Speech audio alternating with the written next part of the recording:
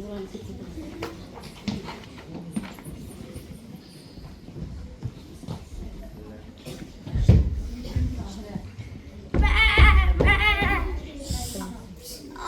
bula boz keçi, ay koşa boynuz keçi, yalnız gezip dolanma, dava daşa tırmanma.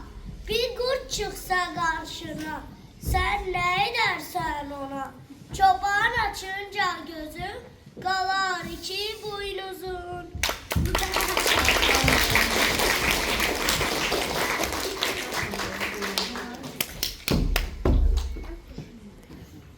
Dovşan, dovşan, a dovşan, kaçma dayan, a dovşan, kaçma seni severim, can kimi besleyerem, dayanmaram a kardeş, yanımda var alabaş, haberdaram işinden, kurtarmaram dişinden.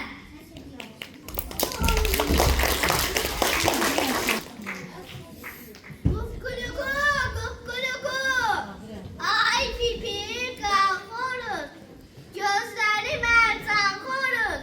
Kukkuluku, kukkuluku, sen de tezden durursan, kışkırıp banlayırsan, koymursan bizi yatmağa.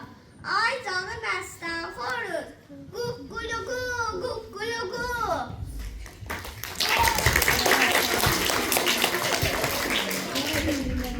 Arıyam zəhmətkeşəm, bal, mum çəkməkdir peşəm. Səhər güllər açınca, gözəl qoxu saçınca, uçaram göy yamaca, çiçək açmış ağaca. Qonaram hər çiçəyə, şirəsini çəkərəm, pətəyimə tökərəm. Çalışaram 9 ay, hamı məndən alar pay. Balımdan doy yesinlər, mənə sağ ol desinlər.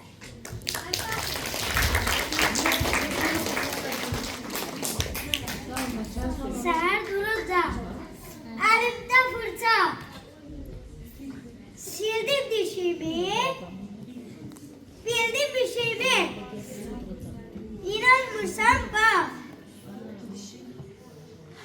dişim